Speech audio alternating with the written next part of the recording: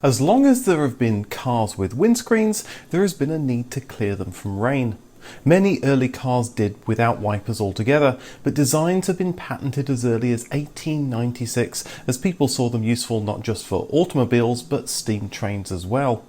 But as we moved into the 20th century and the automobile craze took over, more and more people saw a need for wipers and many different methods were patented. One of the first practical wipers for vehicles was patented by Mary Anderson in 1903. She came up with the idea while on a streetcar in inclement weather. The screen was designed for bad weather. Part of it could be opened so the driver could reach out and clean it, but as you can imagine, that didn't work too well. She designed a rubber wiper with a wooden spring-loaded arm that could be operated using a lever from the inside. Mary tried selling the design but didn't get much success. But this was the early days of automobiles, and it would soon become clear that this product was of immense value. A big move forward in wiper design and adoption would come from John O'Shea. In 1916, he was driving an early car in a heavy rainstorm and a cyclist ran into him.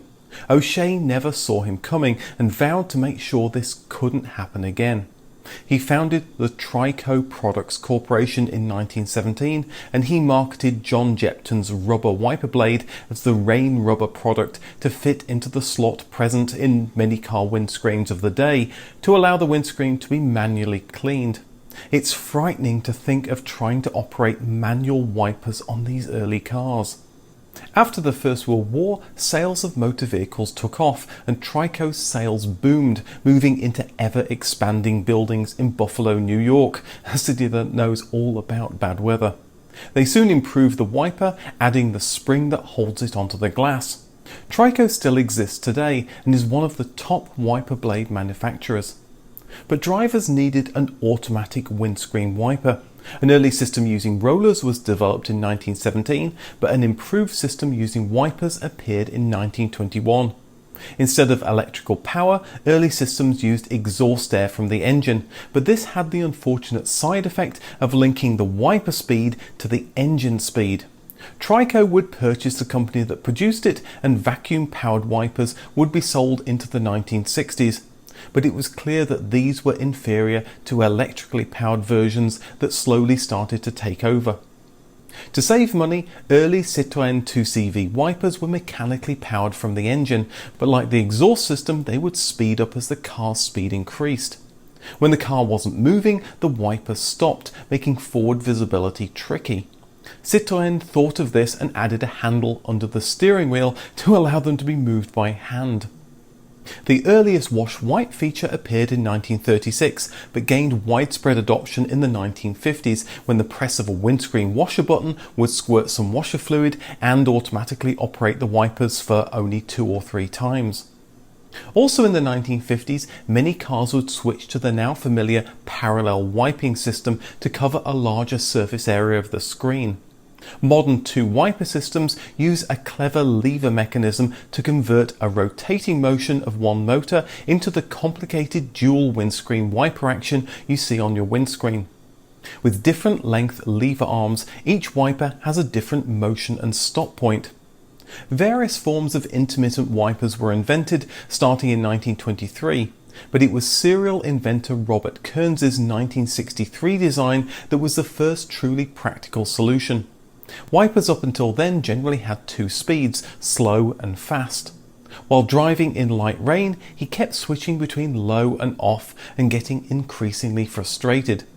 It was then he hit upon the idea of wipers blinking like the human eye did, wiping only once every few seconds. His solution was to use a capacitor to store up electrical current, releasing it only when the capacitor was full. But there was much more to mastering the system. Every time it rained, Robert would rush out to the car to test his system. After much tweaking, he had a system that could not only vary the period between wipes, but also the wipe speed. He'd also managed to make them adjust based on the amount of water on the windscreen. After all this time, he offered his invention to Ford, who seemed interested despite claiming to be working on a solution themselves. What Ford actually had was a 1961 system from Trico that had some serious deficiencies. It was also expensive, with 29 individual parts, where Robert Kearns's only had 4. Ford were interested and asked Kearns to put it through reliability tests to prove it was a system that could work for customers day in, day out. It took over 12 months, but by November 1964 he'd proven the system was reliable and soon had the solution patented. After further demonstrations, Ford agreed to use his product on the 1969 Mercury line. As part of this agreement, Robert was asked to tell Ford how his product worked, purely for safety reasons, of course. 5 months later, he was told Ford no longer wanted his product, as they produced their own solution. The deal was off. When Kearns took one of Ford's wiper mechanisms apart, he found they copied his design and called it their own. Soon, other car companies in the US and around the world were using the same system. To say Robert Kearns was incensed would be an understatement. Where once he was consumed with a desire to invent, he was now filled with an all-consuming rage, primarily aimed at Ford, and he was going to have justice. He filed a lawsuit against Ford for patent infringement. Ford took a dim view to patents in general.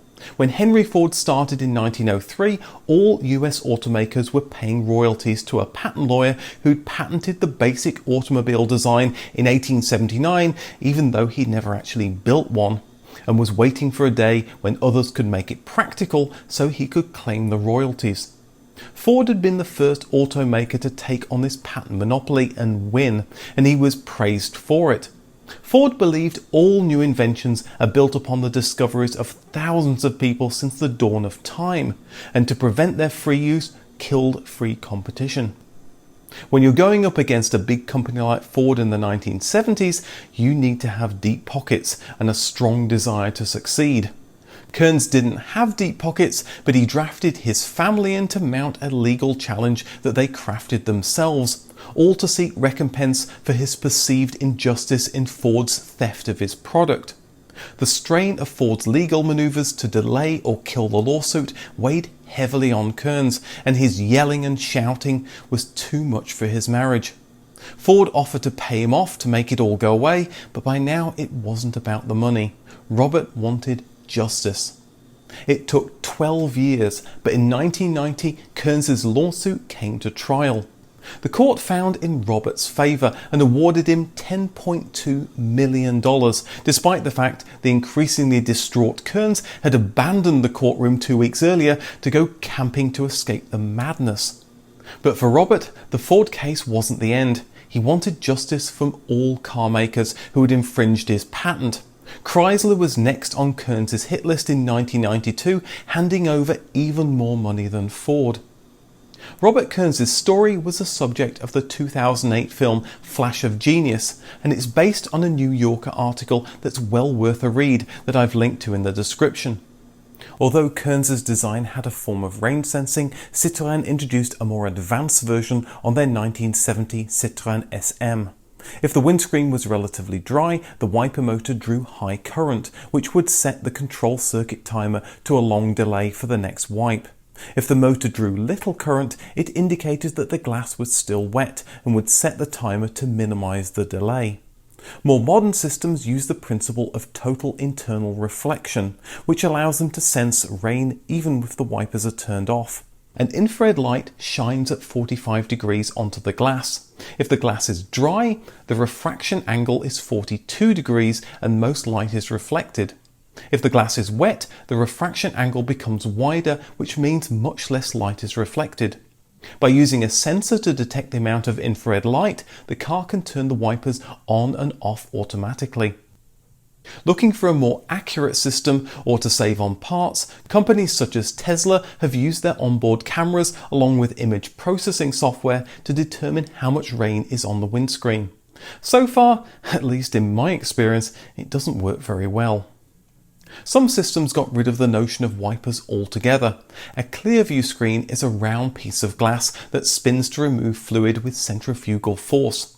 From the 1930s it was used on ships, but it's also been used on public transport and in closed machine tools. Mechanical solutions like this can be improved with water-repelling glass treatments like Rain-X, which is also used on regular car windscreens to help improve visibility when it's raining.